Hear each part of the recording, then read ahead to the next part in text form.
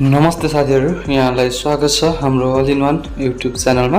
र आज चाहिँ हामी डिबी पनि खुलिसकेको छ र डिबी भर्नको लागि चाहिने फोटो चाहिँ हामीले मोबाइलबाट नै कसरी बनाउन सक्छौं भन्ने विषयमा चाहिँ भिडियो बनाउन गइरहेको छु। कृपया भिडियोलाई पुरा हेरेर प्रतिक्रिया दिनुहोला र यदि हजुर च्यानलमा नयाँ हुनुहुन्छ भने च्यानललाई सब्स्क्राइब गर्न नभुल्नुहोला।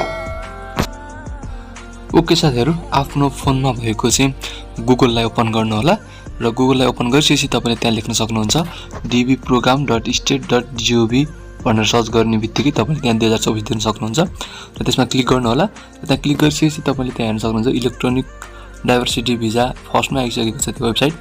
त्यो वेबसाइटलाई ओपन गर्नुहोला र यो भनेको चाहिँ डिबी भर्ने प्रोग्रामको चाहिँ आधिकारिक वेबसाइट हो।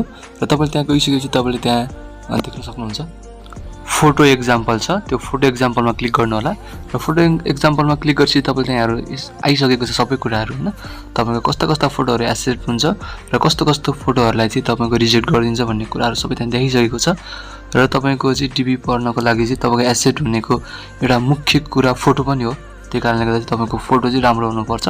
यो कुराहरु यहाँ भनेको छ र तपाईले पनि एकताल ध्यान दिएर हेर्नु होला। र अब तपाईले हेर्न सक्नुहुन्छ एक्सेप्टेबल भिजा फोटो चाहिँ कस्तो फोटोहरु चाहिँ एक्सेप्टेबल हुन्छ भन्ने कुराहरुको बारेमा चाहिँ केही पोइन्टहरु दिएको छ। तपाईले हेर्न सक्नुहुन्छ स्याडो एन्ड लाइटिङ। तपाईको फोटो खिच्दा चाहिँ तपाईको चाहिँ फेसमा अथवा कुनै पनि स्याडोहरु हुनु भएन। फोटो तपाईको कलरफुल हुनु पर्यो भन्ने कुरा, स्किनहरु चाहिँ तपाईको चाहिँ अब जो नेचुरल हुनु पर्यो भन्ने कुराहरु चाहिँ यहाँ दिएको छ। तपाईको फोटोको एक्युरेन्सी मिल्नु पर्यो हैन र स्याडोहरु चाहिँ कुनै पनि देखिनु भएन।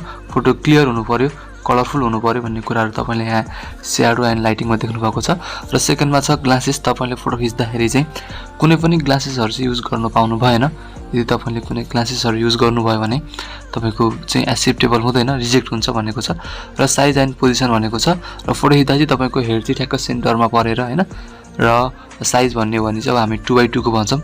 2x2 को चाहिँ जेपीईजी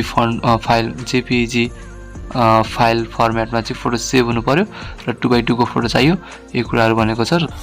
र यस्तै फर्मेटमा चाहिँ मोबाइलबाट चाहिँ कसरी फोटोलाई चाहिँ एडिट गरेर राख्न सकिन्छ भन्ने कुराहरु चाहिँ म तपाईलाई लास्टमा भन्नेवाला छु। कृपया भिडियोलाई लास्टसम्म हेर्नु होला। र तपाईले अर्को चौथो नम्बरमा देख्न सक्नुहुन्छ resolution, print size and quality छ। अब यसमा चाहिँ तपाईले photo is the sharp without any visible pixel or printer dot छ हैन। तपाईले अब कुनै क्लियर हुनु पर्यो। त्यसैगरी यहाँ अर्को रहेको छ डिटेल अल्टरनेसन एन्ड रिटचिङ। त्यसमा चाहिँ तपाईले चाहिँ अब कुनै ब्याकग्राउन्डलाई क्रप गरेर राख्ने हैन, अब एडिट गरेर चाहिँ आँखा कानलाई चाहिँ मेटाउन खोज्ने अथवा यस्तो एडिट गरेर राख्ने कुराहरु चाहिँ गर्नु भएन। तपाईको चाहिँ ब्याकग्राउन्ड चाहिँ सकेसम्म प्लेन व्हाइट ब्याकग्राउन्डमा चाहिँ तपाईले आफ्नो नाक, आँखा, कान सबै क्लियरली देखिने गरी चाहिँ फोटो खिच्नु पर्यो भन्ने कुरा गरेको छ। अब पोज एन्ड एक्सपेन्सनमा चाहिँ तपाईले देख्न सक्नुहुन्छ हैन। तपाईको चाहिँ अब डाइरेक्टली क्यामेरामा चाहिँ हेरेको हुनु पर्यो र तपाईको सकेसम्म चाहिँ आँखाहरु पनि क्लियरली क्यामेराले चाहिँ क्याप्चर गर्नु पर्यो। तपाईको आँखाहरु पनि क्लियरली देखिनु हुनु पर्यो यो भनेको छ हैन। त्यसैगरी अब अर्को छ ह्याट एन्ड हेयर। तपाईले चाहिँ अब आफ्नो फोटो खिच्दाखेरि चाहिँ कुनै पनि ह्याटहरु चाहिँ टोपीहरु चाहिँ युज गर्नु मिलेन हैन। त्यो कुराहरु गरेको छ। र ब्याकग्राउन्ड चाहिँ तपाईको चाहिँ अब भनिहाले अघि भर्खर भनेको थिएँ मैले प्लेट व्हाइट ब्याकग्राउन्ड भयो भने चाहिँ अझ राम्रो हुन्छ। र त्यसैगरी चिल्ड्रनहरु छ भने चिल्ड्रनको चाहिँ सबै मुख, कान, नाक चाहिँ क्लियरली देखिने तरिकाको चाहिँ फोटो हुनु पर्यो है। त उसको फेसले चाहिँ क्यामेरामा हेरिरहेको हुनु पर्यो। तल देखाएको जस्तो तरिकाको चाहिँ फोटोहरु भयो भने चाहिँ एक्सेप्टेबल हुँदैन। र तपाईले अब लास्टमा हेर्न सक्नुहुन्छ अनलाइन रिन्युअल एप्लिकेसन छ। त्यसमा चाहिँ customer is directly facing in the camera. अब त अघि हामीले भनेको कुराहरु नै कस्टमरले चाहिँ डाइरेक्ट क्यामेरातिर हेरेको हुनु पर्यो हैन। उसको चाहिँ फेसहरु क्लियर हुनु पर्यो, फोटो क्लियर हुनु पर्यो। अब सकेसम्म चाहिँ अब उसले चाहिँ घाँटीतिर चाहिँ हैन अब रिङ सिङ यताउता लगाएको हुनु भएन, क्लियर हुनु पर्यो, स्याडोहरु हुनु भएन। यो कुराहरुलाई नै भनेको छ। तपाईको फोटोको साइज सोही अनुसार हुनु पर्यो र बाकी तपाई आफैले पनि एकताल चेक गर्न सक्नुहुन्छ यो कुराहरुलाई। र साथीहरु अब बाकी लास्टमा चाहिँ तपाईलाई म फोनबाट नै कसरी चाहिँ सोही अनुसारको साइजमा चाहिँ हामीले फोटोलाई चाहिँ एडिट गरेर राख्न सक्छौं भन्ने कुराहरु चाहिँ देखाउन गइरहेको छु।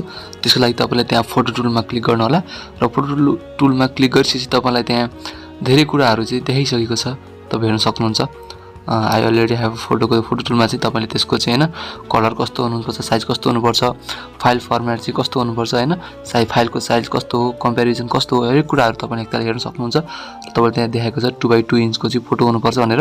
तपाईले त्यहाँ स्टार फोटो टुल छ नि त्यसमा चाहिँ क्लिक गर्नु होला र स्टार फोटो टुलमा क्लिक गरिसकेपछि तपाईलाई यहाँ आउँछ चुज अ फोटो छ र चुज अ फोटोमा चाहिँ तपाईले कसरी फोटोलाई चाहिँ चुज गर्ने त अब भन्ने कुरा चाहिँ यही सफ्टवेयरले नै गर्छ र त्यसको लागि चाहिँ तपाईले चाहिँ चुज अ फोटोमा चाहिँ त्यहाँ एउटा फोटो चुज गर्नुहुन्छ र यदि हजुरसँग फोटो छैन भने चाहिँ तपाईले चाहिँ आफ्नो फोनको क्यामेराबाट चाहिँ एउटा फोटो खिच्नु होला हैन राम्रो तरिकाले त्यो फोटोलाई चाहिँ कसरी एडिट गर्ने भन्ने कुराहरु म तपाईलाई सिकाउन चाहन्छु तपाईले फोटो खिच्नु होला अघि मैले भने जस्तो नै फोटो खिच्नु होला र फोटो खिचिसकेपछि आफूसँग चाहिँ मोबाइलमा चाहिँ पिक्सआर्टलाई चाहिँ ओपन गर्नु होला र पिक्सआर्टलाई ओपन गरिसकेपछि तपाईले त्यहाँ देख्न सक्नुहुन्छ र आफूले अघि भर्खर खिचेको एउटा फोटोलाई चाहिँ चुज गर्नु होला र मैले चाहिँ भर्खरै मसँग ब्याकग्राउन्ड चाहिँ केही पनि थिएन हैन जस्ट एक्जाम्पलको लागि चाहिँ मैले एउटा फोटो खिचे र त्यो फोटोलाई तपाई एउटा फोटो चुज गर्न सक्नुहुन्छ मेरो चाहिँ यस्तो फोटो चाहिँ हुँदैन फेरि हैन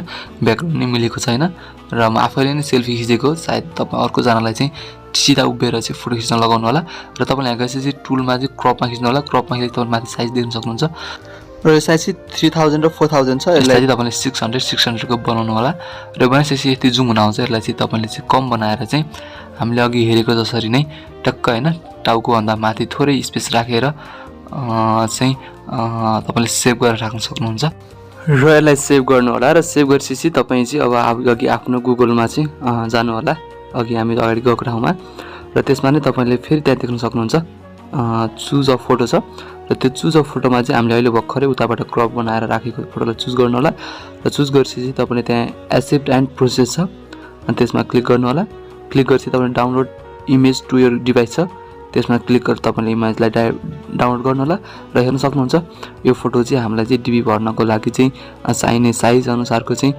फोटो चाहिँ हाम्रो फोनमा सेभ भएको छ र तपाईले चाहिँ यही फोटोलाई नै डीबी भर्ने बेलामा चाहिँ त्यो फोटोमा चाहिँ तपाईले फोटो अपलोड गर्न सक्नुहुन्छ र फोटो अपलोड गरिसकेपछि बाँकी डीबी चाहिँ कसरी भर्ने यो चाहिँ तपाईलाई चाहिँ हाम्रो डीबी भर्नको लागि चाहिने फोटो चाहिँ हामीले फोनबाट नै कसरी चाहिँ त्यो अनुसारको साइज अनुसारको चाहिँ एक्सेप्टेबल हुने खालको चाहिँ बनाउन सकिन्छ भन्ने भिडियो बनायौं र तपाईलाई चाहिँ फोनबाट नै डीबी चाहिँ कसरी आफैले आफ्नो फोनबाट नै कसरी भर्न सकिन्छ भन्ने कुराहरुको जानकारी लिनु छ भने चाहिँ कमेन्टमा चाहिँ नेक्स्ट भिडियो भनेर कमेन्ट गर्नु होला र हामी चाहिँ फोनबाटै डीबी कसरी भर्ने भनेर नै अर्को भिडियो लिएर आउने छौं हस्त नमस्ते।